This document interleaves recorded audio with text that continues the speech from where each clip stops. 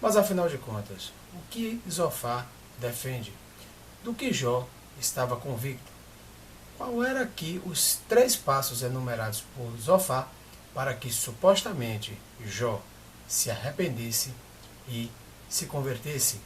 E o que nós podemos perceber, nós podemos sentir em relação ao que Jó sentiu quando se deparou com a acusação dos seus amigos e o silêncio de Deus?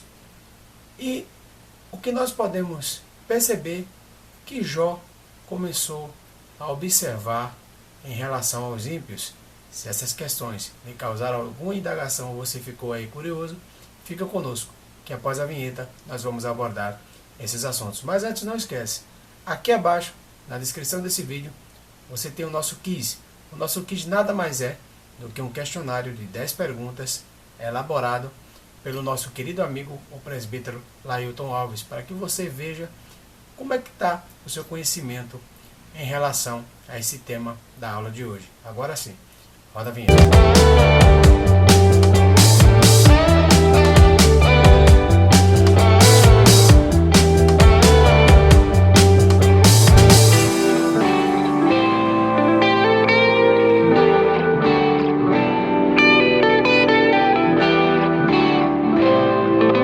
A paz do Senhor a você, eu espero que você esteja bem.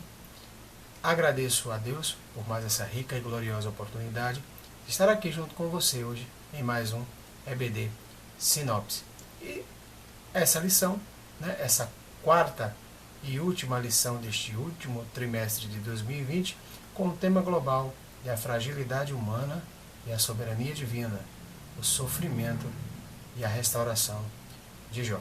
Já estamos aqui na 8ª aula, já encaminhando para o final, São 13 aulas ao total dessa lição, e nós já estamos saindo do núcleo do livro de Jó, que é justamente os debates entre Jó e seus amigos.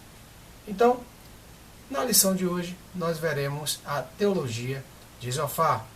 O justo não passa por tribulação? Essa é a sua teologia que ele tenta aqui impor a Jó.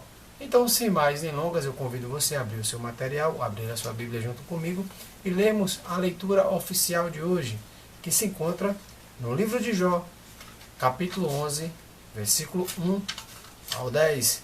Vamos ler juntos. Então respondeu Zofar, o naamitita, e disse: porventura não se dará resposta à multidão de palavras? E ao homem falador será justificado? As tuas mentiras se hão de calar os homens? E zombarás tu sem que ninguém te envergonhes? Pois tu disseste, a minha doutrina é pura, limpo sou aos teus olhos. Mas na verdade, provera a Deus que ele falasse e abrisse os seus lábios contra ti, e te fizesse saber os segredos da sabedoria, que é multíplice em eficácia. Pelo que sabe que Deus exige de ti menos do que merece a tua iniquidade. Porventura alcançarás os caminhos de Deus, ou chegarás à perfeição do Todo-Poderoso? Como as alturas dos céus e a sua sabedoria. Que poderás tu fazer? Mais profunda é ela do que o inferno. Que poderás tu saber? Mais comprida é a sua medida do que a terra, e mais longa do que o mar. Se ele destruir e encerrar ou juntar, quem o impedirá? Jó, capítulo 20, versículo de 1 ao 10. Leamos juntos. Então respondeu Zofar, o naamitita, e disse: visto que os meus pensamentos me fazem responder, eu me apresso.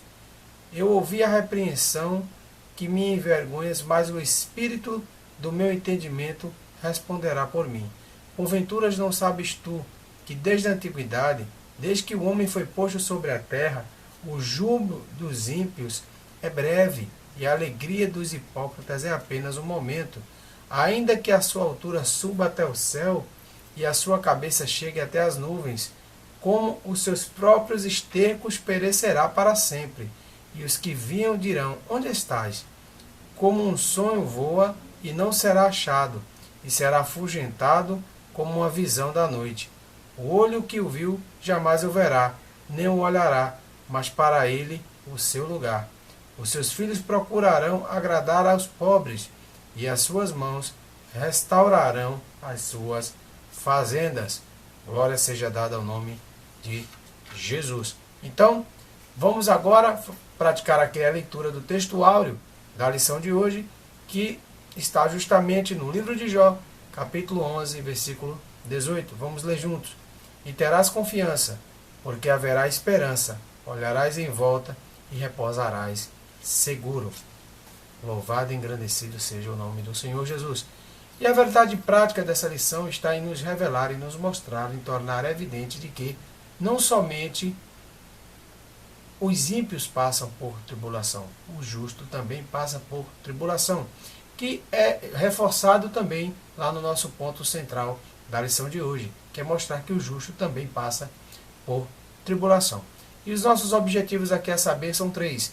Primeiro é destacar que Zofar via o sofrimento como uma demonstração do julgamento da sabedoria de Deus. Então estava intimamente ligado a isso. E explicar que para Zofar a convenção de uma pessoa era simplesmente legalista. E esclarecer que a teologia de Zofar limita a Deus aqui somente na capacidade que Deus tem de julgar. Portanto, já que explanada a primeira parte desse assunto de hoje, vamos aos tópicos dessa lição. No primeiro tópico desta lição, nós temos o tema: Deus se mostra sábio quando aflige o pecador. Então, é essa a primeira consideração que Zofar faz para Jó. E só título de curiosidade, que aqui a função não é explanar e dar uma visão ampla, e sim somente o sumo da palavra do Senhor, mas vale a pena aqui mencionar. O nome Zofar, também escrito Sofa, vem de um significado de justamente áspero. E é isso que ele é com Jó. Me parece que depois de ouvir tudo que ele faz, debateu com Jó, tudo que Bildade debateu com Jó, ele não via a hora de partir para cima e começar a agredir o seu amigo, porque de fato ele foi o mais áspero e o mais violento nos seus debates. Dito isso, vamos seguir aqui. Então Deus é grande e sábio, e portanto ele mostra a sua sabedoria quando ele julga os maus. E tanto a teologia de Elifaz quanto a teologia de Bildade e a de Zofar, eles têm essa vertente, onde os maus são punidos e os bons são recompensados. E aqui ele, conseguindo ser ainda muito mais agressivo do que os seus predecessores, ele compara a sabedoria de Jó como a de um jumento montês. Ele não tem entendimento. Se eu comparar o que você sabe para a sabedoria de Deus, com a sabedoria de Deus, o que é que você sabe? Você não sabe nada, você seria comparado a um jumento. Então, por que ele está tão revoltado contra Jó? Né? Por que incita ele a profanar tais agressões para seu amigo? Primeiro porque, no entendimento de Zofar, o que é que Jó está fazendo? Jó está sendo falastrão, está falando muito, então está usando palavras aqui exageradas nos discursos para se defender, que Jó estaria desrespeitando toda a construção já estabelecida, baseado em uma justiça própria e sendo ignorante das coisas de Deus. Está aí o motivo pelo qual Zofar está tão indignado contra o seu amigo Jó. Então, Deus não é indiferente à ação do ímpio.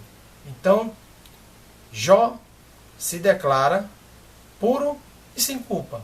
Jó tem convicção da sua posição, da sua postura para com Deus. Mas Zofar não tem essa mesma crença. Zofar acredita que se acontecesse o que Jó pediu, que Deus viesse e debatesse com ele sobre a sua situação, ele certamente condenaria Jó. E disse mais, disse: olhe Jó, não só digo que ele o condenaria, como o que você está passando ainda é pouco diante da sua iniquidade. E aqui acentuando o que eu já tracei um pouquinho lá no leitura diária. Veja que é tudo suposição. Ele nem sequer sabe da totalidade dos pecados, né? Essa dosimetria. o pecado intenso, a punição seria intensa. Mas aí a gente teria que fazer como nós compramos verduras e frutas, né? A gente teria que pesar na balança o peso desse pecado, o peso desse erro, para depois pesarmos a punição. Essa seria basicamente a estrutura lógica do pensamento de Zofar. Então, o que Zofar agrediu aqui, a forma com que ele fez mostra que ele não se compadeceu em nada, não teve nenhuma compaixão do seu amigo aqui, do patriarca de Uzi. Então, seguindo para o nosso entendimento aqui, no terceiro ponto deste tópico, nós temos que tolos se passando aqui como sábio. É a posição que Jó assegura. Jó ironiza essa sabedoria dos seus amigos, já comparando ele a um charlatanismo, ou seja, são charlatões. Isso aí não se sustenta, não se configura essa situação de que todos os maus são punidos e a punição seria assim imediata, como se o ímpio e o mal tivesse a paga por a sua impiedade ou sua maldade de forma imediata vindo do julgamento do próprio Deus. E vale nem frisar aqui também que continua a ideia do deísmo, de um Deus que teria criado tudo, criado leis universais, leis que regem tudo que existe e que bastaria uma pessoa seguir toda essa legislação deixada por Deus, porque para o deísmo, Deus não participa, Deus não interage com o homem. Deus simplesmente deixou as normas para serem cumpridas. Então seria uma relação de causa e efeito. Você tem as normas estabelecidas por Deus e deve segui-la para não ser punido. Basicamente essa era a essência, essa era a ideia. Portanto, nós podemos ver que Jó direciona-se diretamente a Deus, devido a todo este cansaço, né, todas essas acusações em cima do nosso patriarca Jó. Ele se vê sem defesa, ele se vê agora diante de praticamente encurralado diante dos seus amigos, e ele, convicto da sua posição, agora direciona-se a Deus. Ele prefere deixar de lado esse debate com eles e se direcionar diretamente a Deus, para que Deus assim revele a sua sabedoria, porque Jó tinha a absoluta convicção de que existia um entendimento do alto, a sabedoria de Deus, na qual ninguém sabe a sua extensão, a sua largura, o seu comprimento, a sua profundidade. Então, quando fosse revelada a sabedoria de Deus, no que ele tinha de específico na vida de Jó, Jó seria assim engrandecido pelo nosso Deus. Então essa era a convicção de Jó. Não fiz nada errado, e quando Deus se revelar, Deus vai mostrar que eu sou com ele e ele comigo. Então, no segundo tópico dessa lição, nós temos aqui a convenção como uma resposta à aflição. Ou seja, a aflição seria um meio pelo qual Deus se utilizaria para trazer as pessoas para perto dele. Porque, segundo a lei freudiana, né, bem conhecida no nosso meio secular, Freud já explicava de que a vida do ser humano é exatamente essa. É buscar o prazer e fugir da dor. Então, embasado nesse pensamento, nós temos aí que a conversão seria uma resposta à aflição, seria uma resposta natural. E como seria feita essa conversão? Seria uma purificação moral, né? E Zofar não tinha nenhum tipo de dúvida que Jó deveria passar por esse processo. E qual eram os passos? Primeiro, Jó deveria jogar de mão todos esses discursos e adotar uma conduta correta. Dentro dessa conduta correta, deveria orar a Deus e renunciar ao pecado. Então, esses são os 3 passos aqui que supostamente ajudariam o nosso patriarca Jó a se arrepender, se converter e agora se restabelecer perante o Senhor, o nosso Deus. Mas, contudo, levanta uma questão muito curiosa. É possível negociar com Deus? É possível o homem barganhar com Deus? Então, Zofar induz a Jó em muitos momentos aqui para que Jó faça exatamente isso. Negocie com Deus, peça perdão a Ele, se restabeleça com Ele para que Deus faça cessar esse sofrimento e restabeleça a sua prosperidade. Então, valendo aqui a gente acentuar que se Jó assim procedesse, estaria dando aí um atestado que Satanás lá no desafio estava correto. Bastou tudo acontecer na vida de Jó para que Jó agora se apresentasse a Deus para pedir a ele que cessasse o sofrimento e que restabelecesse a sua prosperidade. Então, se Jó assim tivesse feito, Satanás teria aqui logrado êxito no intento, o que de fato não ocorreu. Mas, diante desse cenário, entenda que tudo na vida de Jó, nessa via crucis que Jó enfrentou, foi muito repentino e muito intenso. Jó não teve tempo de expressar reação para cada tragédia que ele acometeu. 7 dias, amigos calados, ninguém fala nada, acompanham ele no seu luto introspectivo. Jó, como se diz na nossa língua popular, corriqueira, caiu a ficha de Jó.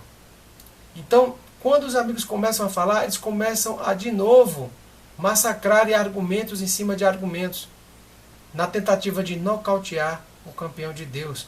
Então, nós vemos aqui que tudo na vida de Jó foi dessa forma. Jó não tinha tempo, não era uma coisa. Vença esse obstáculo, depois que você vencer vai vir outro. Vença esse obstáculo. Não, na vida de Jó não foi assim. Várias coisas se apresentaram simultaneamente, no mesmo momento, e Jó se vê sem entender, sem compreender por que lhe acomete tudo isso. Então, diante desse cenário, a opressão dos seus amigos, que ele tinha esperança que viesse uma palavra de conforto e estivesse ali para ajudá-lo, ele vê que não era bem ou isso que estava acontecendo e que seus amigos tinham uma visão muito diferente da pessoa dele, né? Que não era um apoio que Jó iria receber dos seus amigos, e sim acusações pós acusações. Deus ainda está silente, Deus ainda não tem falado nada a Jó. Então, o silêncio de Jó e a opressão dos seus amigos causam desânimo aqui o patriarca de Uzi. E onde nós podemos ver isso é quando ele se compara a uma flor que foi tirada, que foi arrancada. Ou como uma sombra, né, que o aparecer da luz vai lá, desvanecendo, como um trabalhador que inicia seu trabalho e que é depois dispensado. Depois ele começa a se perguntar de que vale o homem viver dessa forma, mostrando para nós a fragilidade do ser humano. Nós não somos feitos de aço, nós não somos perfeitos, nós somos falíveis e por mais esforços que nós vemos a fazer, eu acredito que basta a nossa sinceridade para com Deus. E é isso que Jó me mostra, a sua convicção para com Deus e a sua sinceridade. Jó nunca teve medo aqui de ser sincero para com Deus. Dizer que não está doendo quando está doendo é hipocrisia. Então Jó me mostra aqui que, apesar de muitos acharem que para ter uma boa relação com Deus devemos ter peitos de aço, né, e ser praticamente robotizados e não ter mais os sentimentos, Jó nos mostra, né, por A mais B, de que sinceridade não agride ao nosso Deus. O nosso Deus não reprova a sinceridade do nosso coração. Então que nós possamos assim, como o patriarca Jó, nos apresentar a Deus sempre com sinceridade. E é assim que eu lhe convido o último tópico dessa lição, que é Deus julga e castiga os pecadores. E o castigo é exatamente para os maus. Esse é o segundo discurso aqui de Zofar, lá do capítulo 20, onde Zofar repete a mesma teologia de seus predecessores, né, de Elifaz e de Bildade, onde, mais uma vez, os maus são sempre punidos e os bons são sempre recompensados. Em outras palavras, ele fala praticamente a mesma coisa, fazendo uma comparação aqui, né, quando Jó afirma que os ímpios, eles aparentemente não têm punição nenhuma. Mas o que é que Zofar rebate esse argumento? Zofar diz: muito bem, Jó, você diz que os ímpios não sofrem, que os ímpios também podem ser prósperos. Mas eu digo a você que é como uma comida envenenada. Um alimento envenenado vai saciar a fome, porém a sua digestão será mortal. Essa é a analogia que Zofar aplica para tentar convencer a Jó de que a sua teologia é bem fundamentada. Só que Jó se encontra aqui diante de um paradoxo.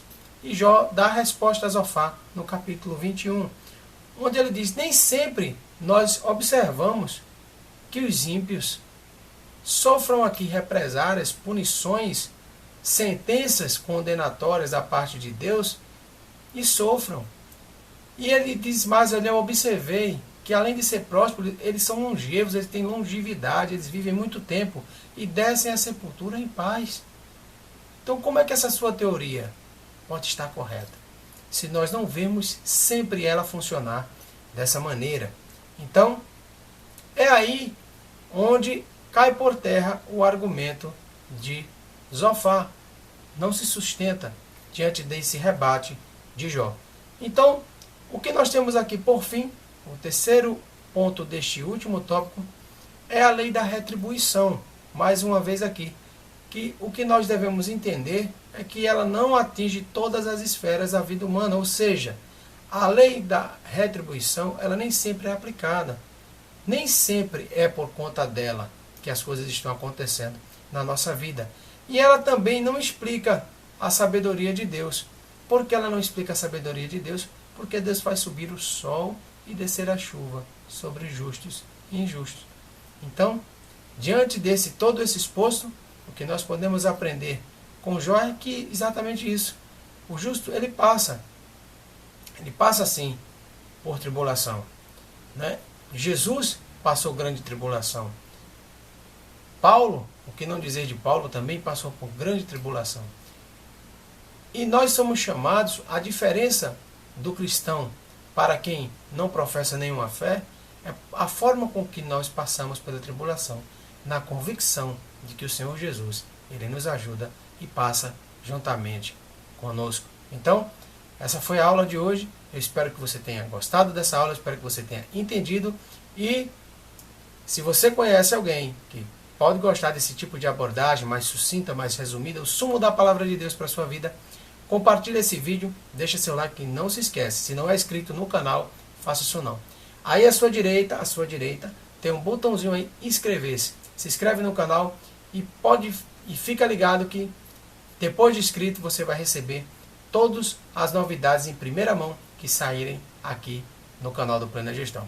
Então, é necessário lembrar também que a EBD Sinopse adverte: essa aula de hoje não substitui de forma alguma a sua aula na sua congregação, com seus irmãos e o seu professor da escola bíblica dominical. Essa aula ela tem o simples objetivo de te apresentar uma visão geral, te dar esse primeiro contato com essa matéria tão instigante do livro de Jó. Portanto, já estamos situados, então chega o nosso momento agora de oração. Eu desejo que o Senhor nosso Deus, nosso Pai, esteja com a mão estendida sobre a nossa casa, sobre a nossa vida, sobre as nossas famílias, nos ajudando, nos livrando do mal, em nome do Senhor Jesus. Amém. E eu espero você na próxima aula daqui da Escola Bíblica Dominical. Aqui é EBD Sinopse. Um grande abraço e fiquem na paz do Senhor Jesus.